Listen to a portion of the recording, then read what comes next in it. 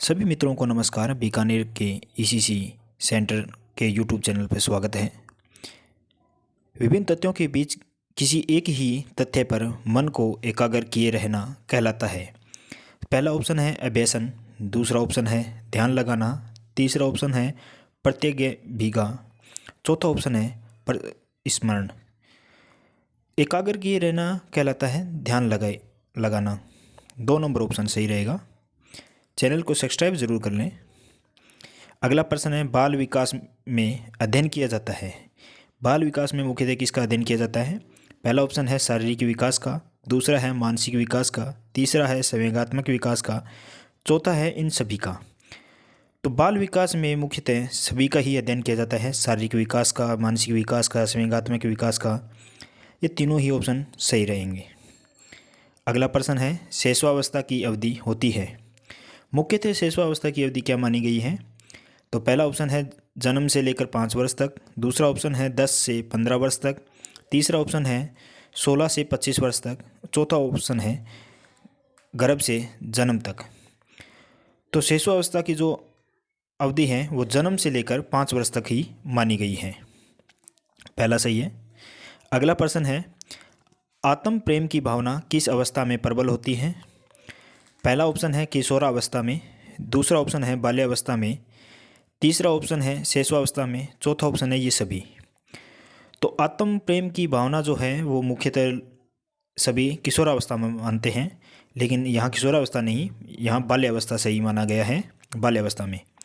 अगला प्रश्न है शैशवावस्था में प्रबल होता है अपराध, ईर्ष्या, जिज्ञासा या चिंतन।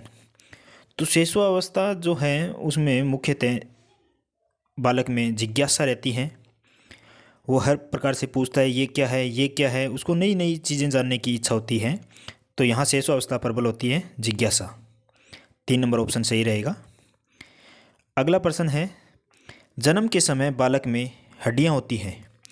तो मुख्यतः जन्म के समय बच्चे में हड्डियाँ कहीं ऑप्शन में आपको 310 मिलेगी, कहीं 315 मिलेगी, लेकिन इन ऑप्शनों में 370 सही रहेगा। 2 नंबर ऑप्शन यानी पहला ऑप्शन 450, दूसरा 370, तीसरा है 320, चौथा है 390। तो यहाँ 370 को सही माना है, 2 नंबर ऑप्शन।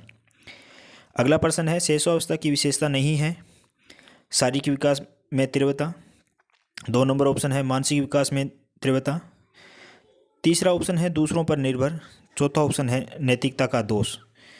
तो शैशवावस्था की विशेषता मानसिक विकास में तीव्रता नहीं होती, बाकी सारे विकास रहते हैं। अगला प्रश्न है 33 नंबर किशोरों के समुचित विकास के लिए आवश्यक है। किशोरों के समुचित विकास के लिए आवश्यक है पहला ऑप्शन है सदाचार का शिक्षण, दूसरा ऑप्शन है नैतिक शिक्षण, तीसरा ऑप्शन है आदर्श शिक्षण, चौथा ऑप्शन है ये सभी। किशोरों के समुच्चय विकास के लिए यह मुख्यतः तीनों ऑप्शन ही सही माने गए हैं, यानी चौथा ऑप्शन सही रहेगा ये सभी। अगला प्रश्न है किशोरावस्था का आरंभ होता है। पहले ऑप्शन में आएगा 8 वर्ष की आयु से, दूसरा है 11 वर्ष की आयु से, तीसरा है 13 वर्ष की आयु से, चौथा है 16 वर्ष की आयु से।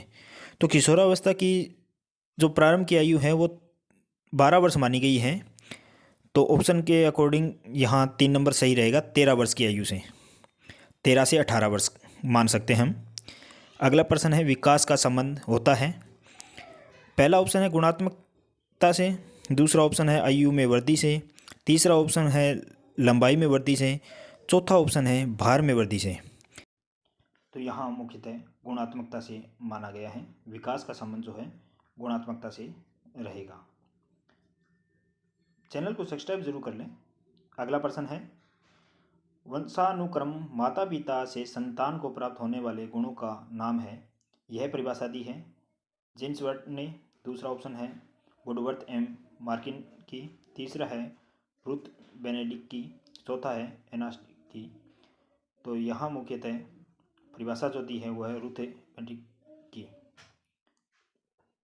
अगला 37 नंबर प्रश्न है व्यक्ति के व्यक्तित्व के विकास में महत्वपूर्ण माना गया है। पहला ऑप्शन है वातावरण, दूसरा ऑप्शन है वंशानुक्रम, तीसरा है वंशानुक्रम एवं वातावरण, चौथा ऑप्शन है इनमें से कोई नहीं। तो व्यक्ति के व्यक्तित्व के विकास में वातावरण भी उतना ही महत्व रखता है जितना वंशानुक्रम महत्व रखता है। 3 नंबर ऑप्शन यहाँ सही रहेगा। अगले प्रश्न पे हम बढ़ते हैं। 38 नंबर प्रश्न, व्यक्ति की विभिन्नता का मुख्य कारण है वातावरण, दूसरा ऑप्शन है वंशानुक्रम, तीसरा ऑप्शन है आयु और चौथा ऑप्शन है ये सभी। तो ये ध्यान रखें, ये सभी जहाँ भी आ जाए तो वहाँ सोचना जरूर। इस प्रश्न के अकॉर्डिंग वातावरण, वंशानुक्रम और आयु चारों ही सही रहेंगे, तो यानी 4 नंबर ऑप्शन ये सभी सही माने गए। अगला प्रश्न है, वंशानुक्रम व्यक्ति की जन्मजात विशेषता का पूर्ण योग है, यह कथन किसने कहा? पहला ऑप्शन है वुडवर्थ ने, तीसरा ऑप्शन है जेम्स ड्रेवर ने, तीसरा ऑप्शन है B.N. झा का, चौथा ऑप्शन है रास। तो ये जो है B.N. झा ने परिभाषित किया है या कहा है। अगला प्रश्न है, वातावरण का किस दृष्टि से सबसे अधिक महत्व है? पहला है मानसिक विकास का, दूसरा है सामाजिक विकास का, तीसरा है शारीरिक विकास का, चौथा है व्यक्तित्व निर्माण का। तो वातावरण का किस दृष्टि से सबसे अधिक महत्व रहता है? वो है व्यक्तित्व निर्माण में सबसे अधिक रहता है। अगला प्रश्न है 41 नंबर, प्रयास एवं त्रुटि द्वारा सीखने के सिद्धांत का प्रतिपादन किसने किया? यानी प्रयास एवं त्रुटि का सिद्धांत किसने दिया? पहला ऑप्शन है पेवलोव ने, दूसरा है थॉर्नडाइक ने, तीसरा ऑप्शन है कोहलर ने और चौथा ऑप्शन है टोलमैन ने। तो प्रयास एवं त्रुटि का सिद्धांत जो है वो थॉर्नडाइक ने दिया था। 2 नंबर ऑप्शन सही रहेगा। अगले प्रश्न पे हम बढ़ते हैं। थॉर्नडाइक ने अपने सिद्धांत के प्रतिपादन हेतु प्रयोग किया था, यानी थॉर्नडाइक ने अपने सिद्धांत को प्रतिपादित करने के लिए किसका यूज किया? पहला है चूहे का, दूसरा है चिंपांजी का यानी बंदर का, तीसरा ऑप्शन है बिल्ली पर या चौथा है कुत्ते पर। प्रयोग किस पे किया था? बिल्ली पर। तीसरा ऑप्शन सही रहेगा। अगला है पावलो ने संबंध अनुक्रिया सिद्धांत का प्रतिपादन कब किया था? पहला ऑप्शन है 1900 में किया, दूसरा ऑप्शन है 1901 में, तीसरा ऑप्शन है 1903 में और चौथा ऑप्शन है 1904 में। यानी एक साल का डिफरेंट दिया गया है, तो यहाँ रहेगा 1904 में। ध्यान ना भटकाएं, 1904 एक 4 नंबर ऑप्शन। अगला प्रश्न है, संरचनात्मक विकास की प्रक्रिया है, यह कथन किसने कहा? पहला ऑप्शन है क्रो एंड क्रोक ने, दूसरा है वुडवर्थ का है, तीसरा ऑप्शन है स्किनर का, चौथा है रोज का। संरचना विकास की प्रक्रिया का कथन जो है ये कहा था वुडवर्थ ने। तो 2 नंबर ऑप्शन हमारा सही रहेगा। अगले प्रश्न पर हम बढ़ते हैं 45 नंबर पर। सीखने में परिवर्तन होता है, पहला है व्यक्ति की प्रेरणा में, दूसरा है मूल प्रवृत्तियों में, तीसरा ऑप्शन है व्यवहार में, चौथा है व्यक्तित्व में। सीखने में परिवर्तन जो होता है वो व्यक्ति के व्यवहार में होता है। जैसे जैसे सीखता है उसके व्यवहार में परिवर्तन होता रहता है। चैनल को सब्सक्राइब जरूर करें और अपने मित्रों को भी आगे भेजते रहें। अगले प्रश्न पर हम बढ़ेंगे। सीखना एक प्रक्रिया कहलाता है, पहला ऑप्शन है मानसिक, दूसरा है संवेगात्मक, तीसरा है भावात्मक, चौथा है सामाजिक। सीखना एक प्रक्रिया जो है वो मानसिक प्रक्रिया है। हम दिन प्रतिदिन सीखते ही रहते हैं, तो यहाँ 1 नंबर ऑप्शन सही रहेगा, मानसिक। अगला प्रश्न है, सीखने की प्रक्रिया को प्रभावित करने वाले शारीरिक कारक हैं, यानी जब भी हम सीखते हैं तो उसमें हमें शारीरिक कारक कौन से प्रभावित करते हैं? स्वास्थ्य, दूसरा ऑप्शन है लिंग भेद, तीसरा है आयु, चौथा है ये सभी। तो सीखने की प्रक्रिया में शरीर के सभी भाग काम करते हैं, यानी स्वास्थ्य, लिंग भेद, आयु, यानी ये सभी। 4 नंबर ऑप्शन सही रहेगा, ये सभी। अगला प्रश्न है, दूध के दांत गिरने एवं स्थायी दांत आने की आयु होती है, यानी बच्चे के शैशवावस्था या बाल्यावस्था के अंदर जो दांत गिरते हैं उनमें मुख्य किस आयु में माना गया है? पहला ऑप्शन है 4 वर्ष की आयु में, दूसरा है 6 वर्ष की आयु में, तीसरा है 8 वर्ष की आयु में, चौथा है 10 वर्ष की आयु में।